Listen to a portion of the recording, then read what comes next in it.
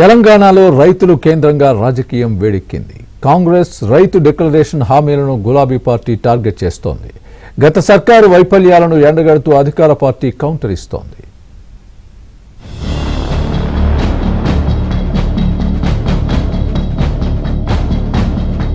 తెలంగాణలో రైతులే ప్రధాన ఎజెండాగా రాజకీయ రగడ స్టార్ట్ అయింది. గత ఎన్నికల్లో రైతు డిక్లరేషన్ పేరుతో ఓట్లను దండుకుని కాంగ్రెస్ అధికారంలోకి వచ్చిందని బీఆర్ఎస్ ఆరోపిస్తోంది. రైతు సంగ్రామం పేరుతో భారీ సభ నిర్వహించి కాంగ్రెస్ పై నిప్పులు చెరిగింది. మరోవైపు బీఆర్ఎస్ కౌంటర్ గా హస్తం పార్టీ మెగా రైతు మేళ నిర్వహిస్తోంది. రేవంత్ సర్కార్ అధికారంలోకి వచ్చిన తర్వాత రైతుల కోసం చేపట్టిన సంక్షేమ కార్యక్రమాలు, సాధించిన విజయాలను వివరిస్తూ గులాబీ పార్టీకి కౌంటర్ ఇస్తోంది. వరంగల్లో నిర్వహించిన రైతు సంగ్రామ సభలో కాంగ్రెస్ ప్రభుత్వంపై కేటీఆర్ నిప్పులు చెరిగారు. రైతన్నల ప్రతాపం కాంగ్రెస్ నేతలు త్వరలోనే చూస్తారని హెచ్చరించారు. గత ఎన్నికలకు ముందు రైతు డిక్లరేషన్ పేరుతో కాంగ్రెస్ మోసం చేసిందని మండిపడ్డారు.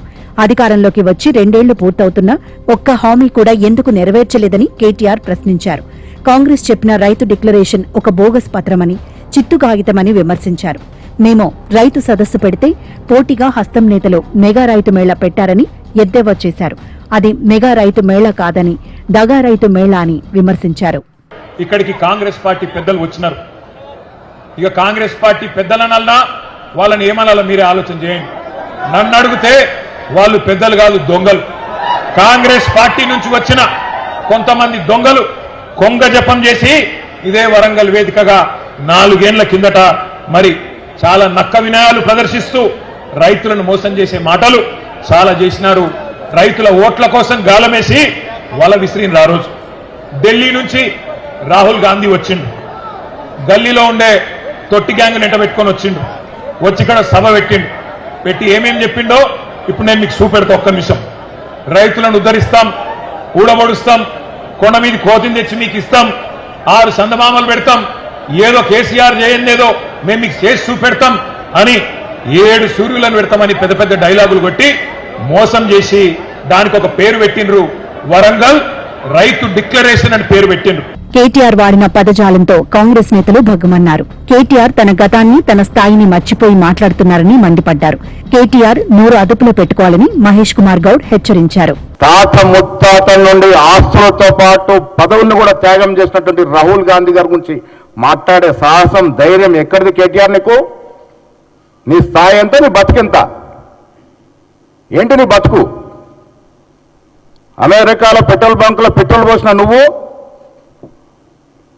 ఉద్యోగం ఎగిసి పడుతున్నప్పుడు అమెరికాలో సరదాగా గడిపిన నువ్వు ఉద్యమం ఒక రూపంకి వచ్చిన తర్వాత చీమలు పెట్టిన పాములో పుట్టలో దూరినట్టు సిరిసిల్లో దూరి ఆనాటి వరకు ఉద్యమంలో కేకే మహేందర్ రెడ్డి పొట్టగొట్టి డబ్బుల మదంతో ఎమ్మెల్యే నువ్వు ఇవాళ రాహుల్ గాంధీ గారి గురించి, రేవంత్ రెడ్డి గారి గురించి మాట్లాడతావు. జ్ఞానం ఉండాలి మాట్లాడే ముందు. మన స్థాయి ఏంది, మన చరిత్ర ఏంది, మన గతం ఏంది ఒక్కసారి స్మరణం చేసుకొని మాట్లాడాలి. రైతు సంక్షేమంపై చర్చకు రావాలని కేటీఆర్ కు ఎమ్మెల్సీ అద్దంకి దయాకర్ సవాల్ విసిరారు. 10 ఏళ్లు అధికారంలో ఉండి జల్సాలు చేసి ఇప్పుడు నీతులు చెబుతున్నారని ఎద్దేవా చేశారు. నిజంగా నువ్వు కేసీఆర్కే పుడితే రైతుల మీద బీఆర్ఎస్ ప్రభుత్వం ఏం చేసింది, కాంగ్రెస్ ప్రభుత్వం ఏం చేసిందో తేల్చుకుందాం రా. నువ్వే చెప్పు ప్లీజ్. నీ దగ్గరికి వస్తాం ఈసారి. కాకపోతే నీ స్థాయి కాదు, గుర్తుపెట్టుకో. నీ స్థాయి రేవంత్ రెడ్డిది కాదు. మేము వస్తాం, మీ ఆఫీస్కి వస్తాం, బీఆర్ఎస్ ఆఫీస్కి వస్తాం. ఈ సవాల్ను స్వీకరించకపోతే నువ్వు పలాయనవాదం అన్నట్టే లెక్క. నిజంగా నువ్వు కేసీఆర్ పుట్టనట్టే లెక్క. కేసీఆర్ మీద కొంత గౌరవం ఉంది. కేసీఆర్ అనేటువంటి పరువును నిలువున తీస్తున్న దరిద్రుడివి నువ్వు.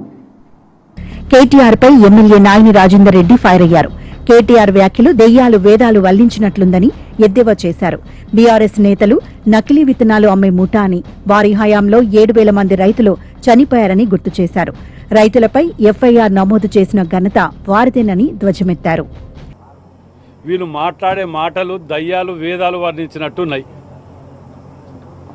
మీ బతికేంది, మీ చరిత్ర ఏంది అనేది మీ ఇంటి తోటి ఆడపడుచు మాట్లాడిన దాన్ని ఇంకా మర్చిపోయి ఎవరు పట్టించుకోరని సిగ్గు శరం లజ్జ లేకుండా అబద్ధాలే వాళ్ళ జీవితం, వాళ్ళ బతికే అబద్ధాల బతుకు తీరుగా ఓ సభను పెట్టి సరిగ్గా కొడితే 4-5 వేల మంది లేరు. అది కార్యకర్తలను దింపి ఓ 10 పరకో రైతులను తీసుకొచ్చింది కావచ్చు, కానీ కార్యకర్తలను నింపి వవ్వా అనిపించుకొని తృప్తిపడి మళ్ళీ పోతున్నారు. ప్రజలు మిమ్మల్ని నమ్మే పరిస్థితిలో లేరు అని తెలిసినా గుడ్డగాల్చి ఎంతసేపు కాంగ్రెస్ పార్టీ మీద ఏడ్చి చావటమే తప్ప మీకు మరో ఆలోచన లేదు. మీకు కాంగ్రెస్ బీఆర్ఎస్ మధ్య మాటల యుద్ధం ఓవైపు నడుస్తుంటే బీజేపీ సైతం అధికార పార్టీపై దండయాత్ర మొదలుపెట్టింది. రైతుల సమస్యలపై క్షేత్రస్థాయిలో పోరాటాలకు దిగుతోంది. ఈ నెల 10న సికింద్రాబాద్ పెరేడ్ గ్రౌండ్లో భారీ బహిరంగ సభ ఏర్పాటు చేసింది. ప్రధాని మోదీ హాజరు కానున్న ఈ సభకు భారీ జన సమీకరణకు ప్లాన్లు చేస్తోంది. ప్రభుత్వ వ్యతిరేకతను చాటి చెప్పాలని చూస్తోంది. మొత్తం మీద తెలంగాణలో రైతు ఓటు బ్యాంకు రాజకీయాలు నడుస్తున్నాయి. కాంగ్రెస్ రైతు డిక్లరేషన్ హామీలను గులాబీ పార్టీ టార్గెట్ చేస్తోంది. గత సర్కార్ వైఫల్యాలను ఎండగడుతూ అధికార పార్టీ కౌంటర్ ఇస్తోంది.